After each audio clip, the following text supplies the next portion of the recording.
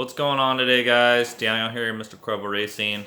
Today I was going to talk to you about what my opinions are on guys posting newer bikes with crankshaft failures.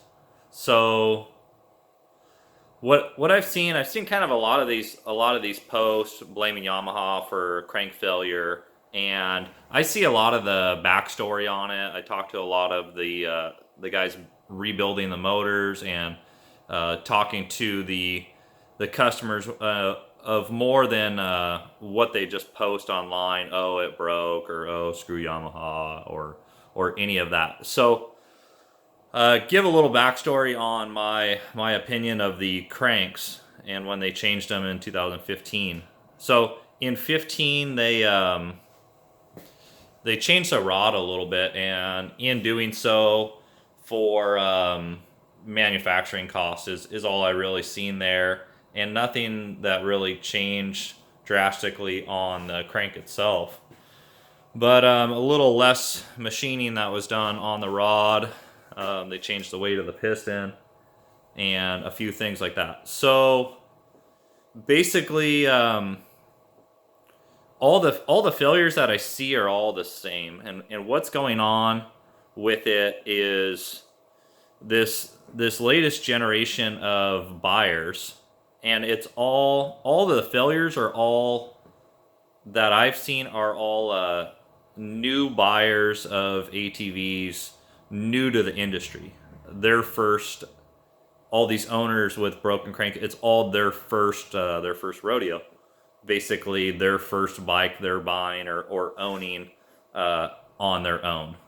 Maybe they had a bike as a child, but it's kind of this newest generation. There's a big generation gap on the guys who are breaking these bikes, and hate to say that, but it's kind of a knowledge thing that's been passed on from previous generations, knowing how to operate and maintain engines in general, not just the ATVs. So basically, what's going on, the whole street race scene is causing a lot of damage to these operators and owners of the bikes not having sufficient knowledge of the mechanics of an engine, how things are operating, and how you should use them. So what's going on, where these failures are resulting from, and there may be a few outliners different than what I'm talking about, but the majority of them that I've seen all have one thing in common: is the person on the bike is pushing the bike to rev limit, or to red line, and maintaining a very high RPM. And why they're doing this is they're either racing across dried out lake bed, or out on the street. Most of the failures are on the street, wiping out cylinders, pistons, and ultimately the crank. So what these guys are doing is they're not just racing up to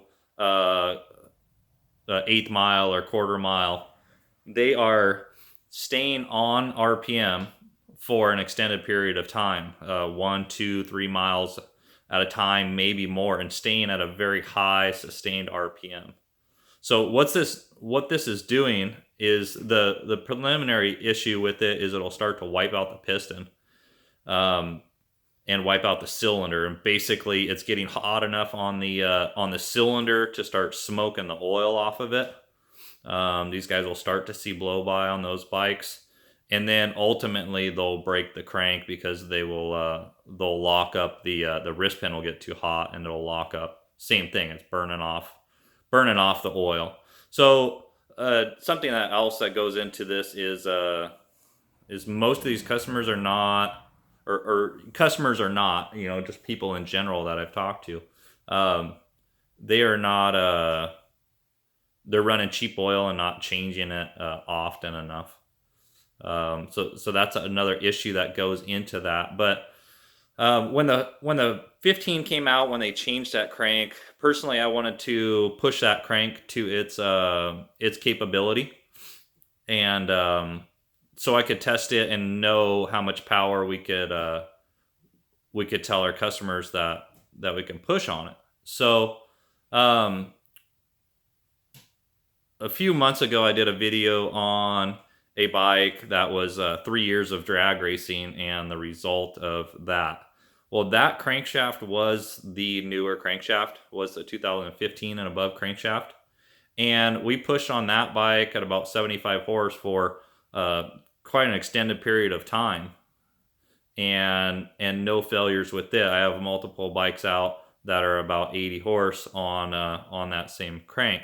Now, the owners of these bikes, yes, they were drag racing them and pushing them hard, but these owners know well enough to how to operate an engine without causing that kind of damage. So I do see that over and over. There is generalized areas where I see those failures at. And it all leads to the same area. I'm not going to say where, but you can kind of figure that out on your own of what these guys are doing. So in my opinion, it doesn't matter if your bike's going to do 68 or 69 miles an hour. Like, throw that vision of, oh, I'm going to push this stock bike as hard as possible, and I'm going to see if I can go 72 miles an hour when my friend can only go 70 miles an hour. Like, that doesn't matter. That's you're going to top out to 90% or more of what your bike's going to do within a quarter mile. And at that point, you really just need to let off and let the engine come down in temperature and save yourself some money. So guys doing that, just pushing forever, you're gonna keep breaking stuff. You're gonna keep costing yourself a lot of money, and we're gonna keep seeing complaints online of broken stuff. So in my opinion, it's not a manufacturing issue, it's a operator issue. So that is my opinion on the crank failures for new bikes. So don't be scared of them. All the customers that I see and know locally, there hasn't been any failures, and we're pushing quite a bit of power on them. So that is it for today. Stay safe. Stay off that rev limiter. Stay off the high RPM for an extended period of time. All right, we'll catch you on the next one.